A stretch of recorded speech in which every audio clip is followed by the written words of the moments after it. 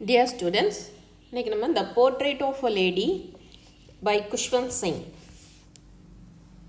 +1ல first unitல first prose நம்ம இன்னைக்கு பார்ப்போம். ஓகே, குஷ்வந்த் சிங் பற்றி நம்ம முதல்ல பார்க்கணுன்னா அவர் ஒரு Indian novelist and a lawyer. நமக்கு புக்கில் இருக்குது.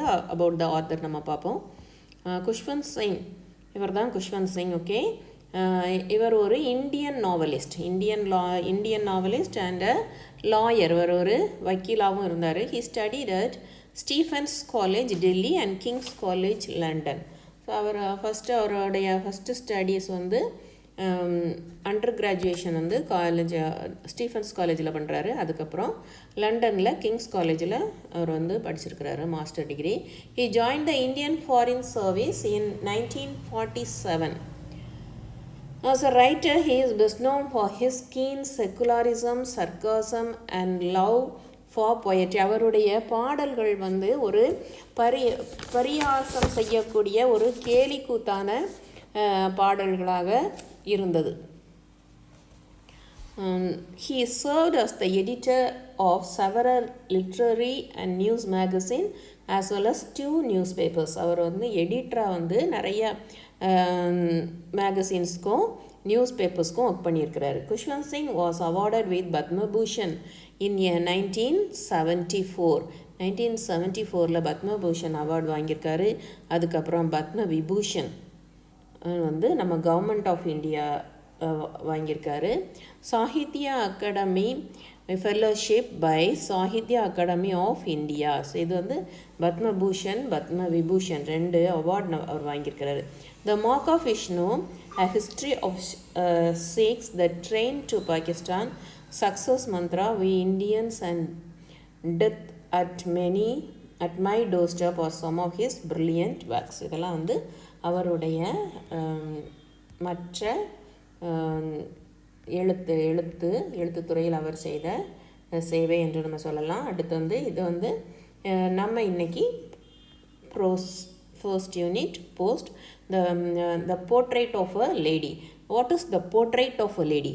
போர்ட்ரேட் அப்படின்னா வந்து போர்ட்ரேட் அப்படின்னு என்ன சொல்லுவோம்? படம், அப்படி தானே? ஸோ இங்கே வந்து படம் அப்படிங்கிறது என்ன சொல்லுதுன்னா, ஒரு லேடியோட, ஒரு கிராண்ட் மதரோட கேரக்டரை வந்து அவர் வந்து படம் பிடித்து காட்டியிருக்கிறார். அவங்களுடைய கேமா, அதாவது அவங்களுடைய பாட்டி எப்படி இருந்தாங்க அப்படின்னு அவங்களுடைய கேரக்டர் அப்படியே படம் பிடித்து காட்டியிருக்கிறார். அதுதான் நம்ம இந்த லெசனில் பார்க்க போகிறது. சரியா? Here is a story that brings out the bond between the author and his loving grandmother. அதாவது இந்த ப்ரோஸ் பீஸில் அவர் என்ன சொல்கிறாருன்னா, அவருக்கும் அவருடைய கிராண்ட்மதர்னால் பாட்டி, சரியா? பாட்டி, அவருடைய பாட்டிக்கும் இருந்த ஒரு கட்டுதல், ஒரு நெருக்கம், ஒரு உறவு எப்படி இருந்தது அப்படிங்கிறது தான் இதில் அவர் வந்து நமக்கு சொல்கிறாரு. My grandmother, like everybody's grandmother, was an old woman. எங்கள் பாட்டி எல்லா பாட்டிகளையும் மாறி தான் வயதானவர்கள்.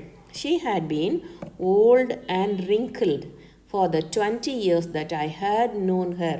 Wrinkled அப்படின்னா என்னது? சுருக்கம். அவங்க எனக்கு அறிய ஒரு 20 வருஷமாகவே எங்கள் பாட்டியுடைய முகம்லாம் எப்படி இருக்குது? அப்படியே சுருங்கி போய் தோல்லாம் சுருங்கி பாட்டிமார் பார்த்துருப்பீங்க இல்லையா? அது மாதிரி இருக்கிறாங்க. People said that she had once been young and pretty and had even had a husband, but that was hard to believe. அதாவது அவங்க வந்து இளமையாக இருக்கும்போது ரொம்ப அழகாக இருந்தாங்களாம்.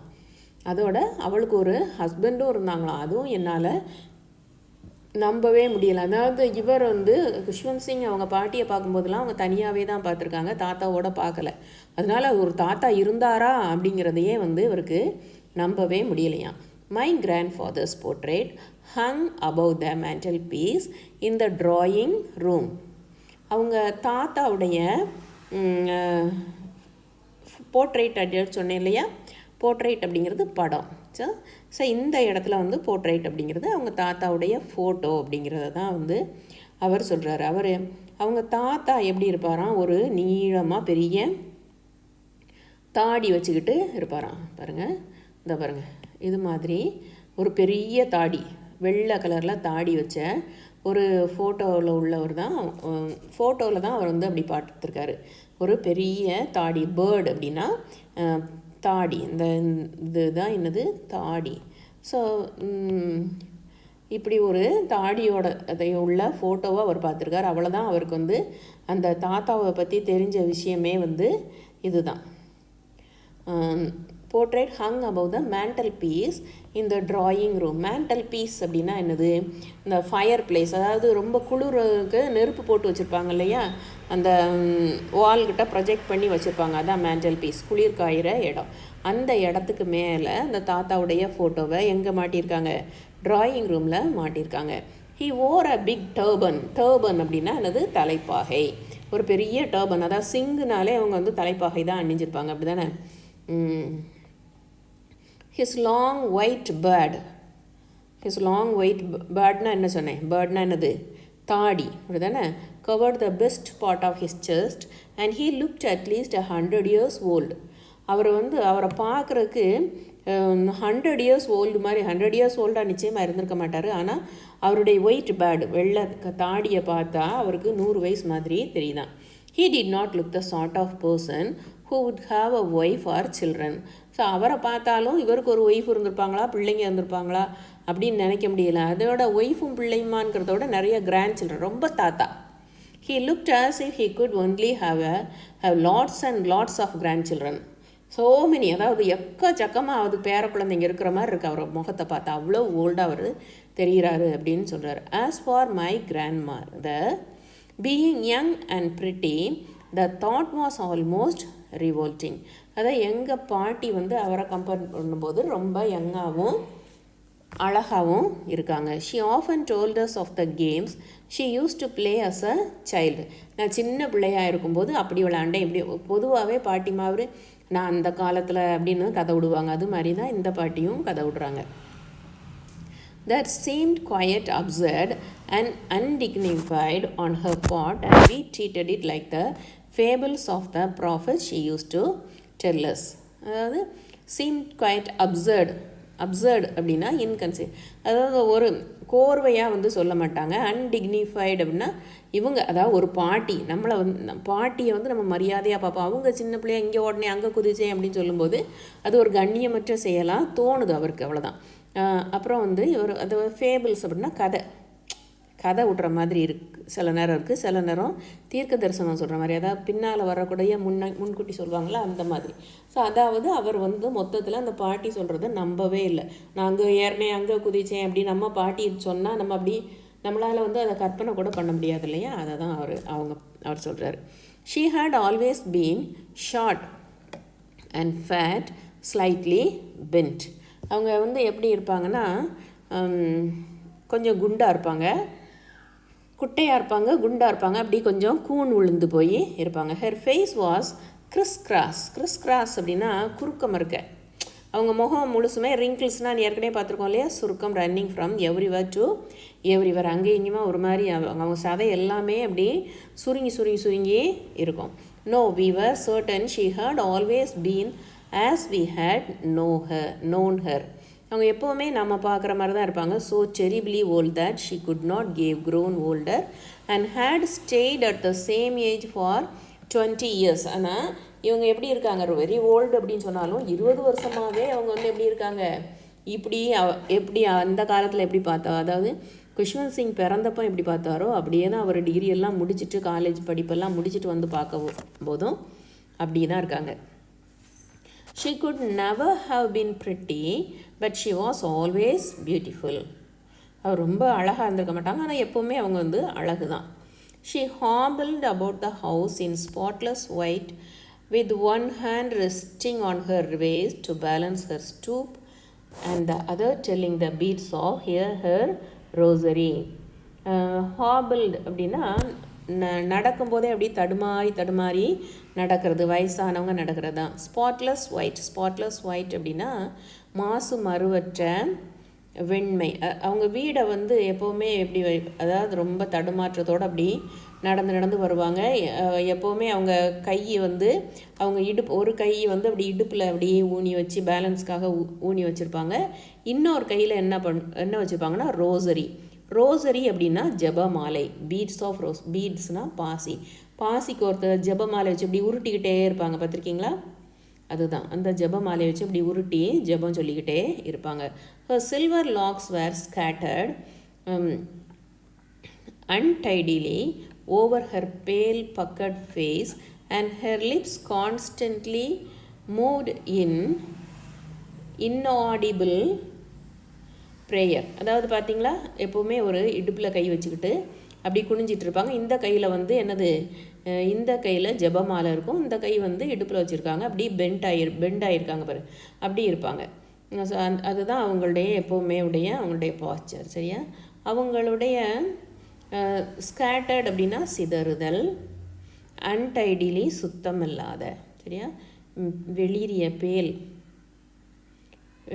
அவங்க முகமே அப்படி வெளியேறி போய் தான் இருக்கும். கான்ஸ்டன்ட்லினா தொடர்ந்து, இன்ஆடிபிள் சரியாக கேட்க முடியாத. அவங்க எப்போவுமே என்ன பண்ணுவாங்க, இந்த மாதிரி கையை வச்சுக்கிட்டு கையில் ஒரு ஜெபமாலையை உருட்டிக்கிட்டே அப்படியே சொல்லிக்கிட்டே இருப்பாங்க. அவங்களுடைய முகம் வந்து எப்படி இருக்கும்னா ரொம்ப வெளியேறி போய் சத்து இல்லாமல் இருக்கும். அவங்க வாய் வந்து எப்போவுமே என்ன பண்ணியிருக்கோம், ப்ரேயர் சொல்லிக்கிட்டே இருக்கும். இன்ஆடிபிள் சரியாக, அதாவது நம்ம கேட்க முடியாமல் முணுன்னு அவங்க வந்து ப்ரேயர் சொல்லிக்கிட்டே இருப்பாங்க. Yes, she was beautiful. அவங்க ரொம்ப அழகானவங்க தான். She was like the winter landscape in the mountains and expanse of pure white serenity, breathing peace and contentment. அவங்க ரொம்ப அழகு தான். அவங்க வந்து எப்படின்னா ஒரு மலையில் இருக்கிற அந்த புல்வெளி மாதிரி ரொம்ப அழகு, அதாவது அமைதியாக திருப்திகரமான ஒரு லைஃப் வந்து அவங்க வாழ்கிறாங்க. My grandmother and I were good friends.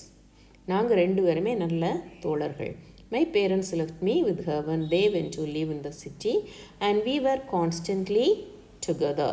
அதாவது அவங்க அம்மா அப்பா வந்து சிட்டிக்கு வேலைக்காக போகும்போது குஷ்வந்த் சிங்கை அவங்க பாட்டிக்கிட்ட விட்டு போயிட்டாங்க. ஸோ அவங்க 2 பேரும் தொடர்ந்து ஒன்று போல் இருக்கிறாங்க. She use to